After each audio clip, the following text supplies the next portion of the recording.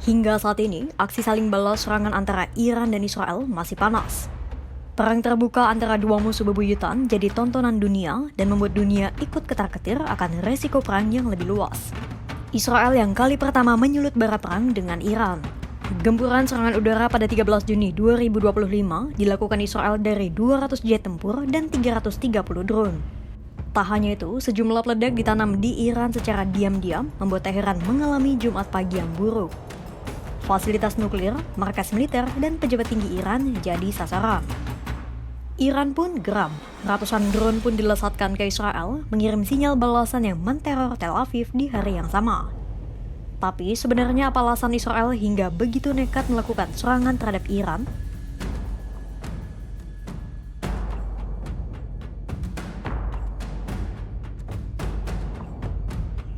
Alasan secara umum nekatnya Israel menyerang ke Iran ada 3 hal. Pertama, kekhawatiran tak berdasar Israel atas program nuklir Iran yang belum jelas kepastiannya.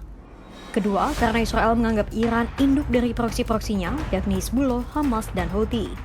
3 proksi Iran yang selama beberapa waktu belakangan terlibat konflik senjata dengan Israel. Israel menganggap menghancurkan Iran adalah solusi menyelesaikan semuanya. Lalu ketiga, karena Perdana Menteri Benjamin Netanyahu ingin menyelamatkan karir politiknya. Untuk itu, mari kita bedah satu persatu. Pertama, mari kita mengulik kekhawatiran tak berdasar Israel pada program nuklir Iran. Jadi, sudah sejak lama Israel dan Amerika Serikat merasa gerah dengan keberadaan program nuklir Iran. Israel menuduh dan membesar-besarkan bahwa Teheran telah memurnikan uranium hingga bisa membuat setidaknya 9 hingga 15 bom nuklir. Iran memang tak terikat pada perjanjian non-proliferasi nuklir. Iran pun sudah tak terlibat dalam Joint Comprehensive Plan of Action besutan mantan Presiden Amerika Serikat Barack Obama. Dalam JCPOA itu, Iran dijamin bebas sanksi asalkan mau membuka akses program nuklirnya pada Badan Pengawas Nuklir Internasional atau IAEA. Iran keluar dari JCPOA dan kembali menerima sanksi karena Presiden Donald Trump menarik Amerika Serikat dari perjanjian pada masa pemerintahan pertamanya. Tapi, terlepas dari itu semua, tak ada bukti yang benar-benar menyatakan bahwa Iran memang tengah mengembangkan senjata nuklir. Iran berkali-kali membantah tuduhan tak berdasar Israel dan meyakinkan publik bahwa nuklir yang mereka kembangkan hanya untuk kepentingan sipil. IAEA bahkan tak pernah mengonfirmasi tuduhan Israel yang menyebut bahwa Iran bisa mengembangkan senjata nuklir dalam waktu dekat. Namun, tanpa basa-basi, Israel nekat menyerang sejumlah fasilitas nuklir dan markas militer Iran pada 13 Juni 2025 dalam operasi Rising Lion. Operasi militer itu disebut Israel sudah disusun selama berbulan-bulan lewat berbagai penyusupan yang dilakukan Mossad. Operasi itu dieksekusi tepat saat Amerika Serikat dan Iran menyelesaikan putaran kelima perundingan nuklir dan bersiap memasuki putaran keenam. Publik menduga operasi itu bertujuan untuk memberikan tekanan pada Iran agar mau tunduk pada Amerika Serikat di perundingan putaran selanjutnya. Karena hingga putaran kelima, baik Iran maupun Amerika Serikat masih sama-sama alot dengan pendirian masing-masing. Pemerintahan Trump ingin Iran benar-benar bersih dari nuklir, sementara Iran mempertahankan program nuklirnya tetap sama, aman, dan tak berpotensi menghasilkan senjata nuklir. Nah, itu tadi dugaan pertama alasan Israel menyerang Iran. Dugaan kedua adalah keterkaitan pada perang Israel di Palestina. Jadi begini, sejak lama Israel menganalogikan Iran sebagai gurita yang memiliki sejumlah tentakel. Tentakel itu analogi dari proksi Iran, yakni Hamas, Houthi, dan Hizbullah. Menurut Israel, menghabisi Iran sama seperti sekali dayung dua pulau terlampaui. Alias, dengan menghancurkan Iran, maka Israel bisa sekaligus melumpuhkan Hamas, Houthi, dan Hizbullah. Padahal, selama beberapa waktu belakangan, Israel tak lagi beradu senjata secara intens dengan ketiga kelompok itu. Baik di Yaman, markas Houthi, maupun di Lebanon, markas Hizbullah. Namun, bom-bom masih berjatuhan di Gaza dengan dalih Israel yang masih sama, yakni untuk menghancurkan Hamas. Agresi yang dilakukan Israel sekarang benar-benar melanggar hukum internasional dan HAM. Tak lagi memandang Hamas atau bukan, serangan Israel menyasar semuanya, termasuk warga sipil, perempuan, dan anak-anak. Semua itu semakin diperparah dengan operasi militer terbaru Israel, Gideon Chariot, di mana tujuan besarnya adalah membagi-bagi Gaza menjadi 3 wilayah sipil yang disekat-sekat oleh wilayah militer. Krisis kemanusiaan di Gaza benar-benar sudah di puncaknya dan berada di titik terparah. Anggapan terakhir adalah ada unsur politik yang kuat di balik keputusan Israel melancarkan serangan ke Iran. Jadi begini, karir politik Benjamin Netanyahu saat ini berada di ujung tanduk usai parlemen Israel berencana mengesahkan RUU pembubaran pemerintahan saat ini. RUU itu digagas oleh partai oposisi Israel yang berseberangan dengan koalisi sayap kanan Israel pendukung Netanyahu. Nah, 2 dari 3 partai sayap kanan Israel membangun narasi bahwa mereka akan ikut menyetujui RUU pembubaran apabila Netanyahu gagal meloloskan RUU pengecualian wajib militer bagi kaum Yahudi ultra-ortodoks. Netanyahu berada di persimpangan. Jika meloloskan RUU pengecualian wajib militer, maka kritikan dari warga Israel kepadanya akan semakin menguat dan mengancam karir politiknya. Sementara jika tak meloloskan, karir politiknya juga bisa tamat karena RUU pembubaran parlemen disahkan.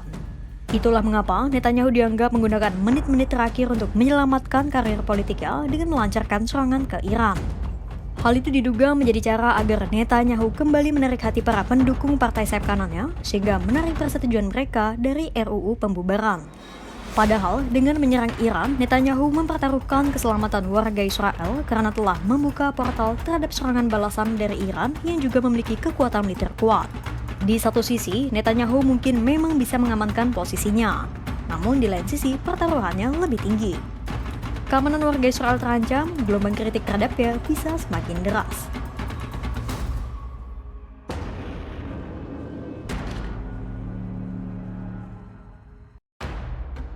Analis independen Ori Goldberg membagikan pandangannya melalui sebuah artikel yang ditayangkan Al Jazeera pada 15 Juni 2025. Goldberg meragukan bahwa serangan Israel tempo hari alasannya hanya karena kekhawatiran tak berdasar Israel pada nuklir Iran. Menurut Goldberg, misi Israel jauh lebih luas. Goldberg nampaknya cenderung lebih menyoroti tujuan Netanyahu dan antek-anteknya yang ingin meruntuhkan rezim Iran secara keseluruhan. Menurut Goldberg, tujuan utama Netanyahu adalah merubah rezim di Iran. Goldberg mengatakan Netanyahu pernah secara belak-belakan mencoba mengompori warga Iran dengan menyerukan kepada mereka untuk memperjuangkan kebebasan mereka dari rezim jahat.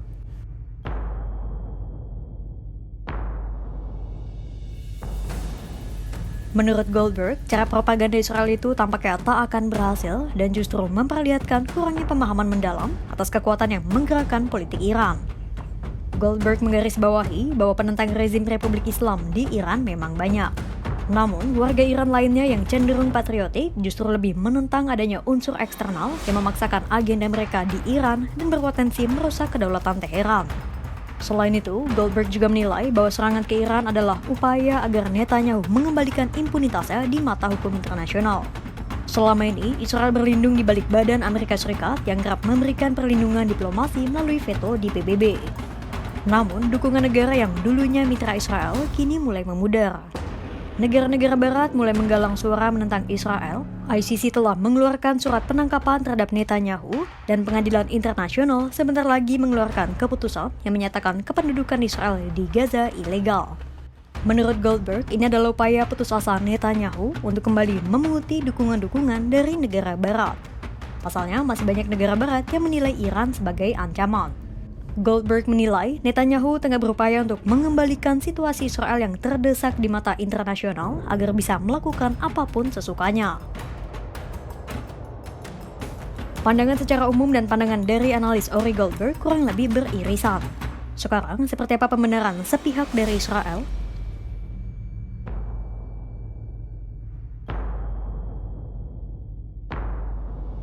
Sama seperti penjelasan sebelumnya, Israel melebih-lebihkan kekhawatiran mereka atas Iran. 13 Juni 2025, Benjamin Netanyahu menuduh bahwa rezim Ayatollah Ali Khamenei memberikan ancaman bagi Israel melalui program nuklirnya. Netanyahu pun menyatakan berbagai tuduhan lainnya yang tak memiliki bukti.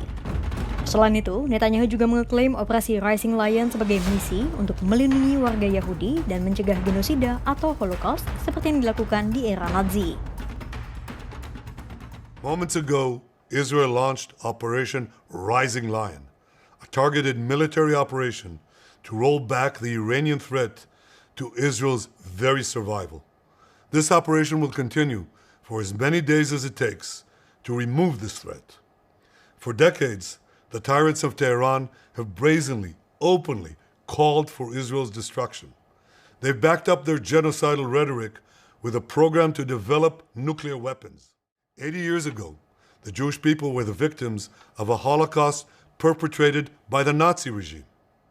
Today, the Jewish state refuses to be a victim of a nuclear holocaust perpetrated by the Iranian regime. Now, as Prime Minister, I've made it clear time and again, Israel will never allow those who call for our annihilation to develop the means to achieve that goal. Dengan nama kode Rising Lion, Israel meluncurkan lebih dari 300 serangan udara dan drone menyasar jantung nuklir Iran hingga tokoh penting. Dalihnya adalah ancaman nuklir Iran. Namun, berbagai analisis menunjukkan ada motif yang lebih kompleks. Mulai dari memutus jaringan proksi Iran di kawasan, menciptakan tekanan internal di Teheran, hingga menyelamatkan nasib politik Benjamin Netanyahu yang kini terdesak. Israel memainkan narasi ancaman genosida nuklir untuk membenarkan aksinya. Padahal Badan Energi Atom Dunia belum pernah mengonfirmasi adanya senjata nuklir di tangan Teheran. Jika serangan ini bukanlah pukulan terakhir, maka Timur Tengah kini telah memasuki fase terbaru. Sebuah eskalasi yang tidak lagi berporos pada nuklir, melainkan pada kepentingan geopolitik, permainan militer, dan taruhan politik dalam negeri yang membahayakan stabilitas regional. Kira-kira akankah misi besar Netanyahu dan upaya penyelamatan karir politiknya sesuai strateginya? Ataukah cara Netanyahu itu justru jadi bumerang bagi Israel? Simak terus perkembangannya hanya di kanal YouTube Kompas.com.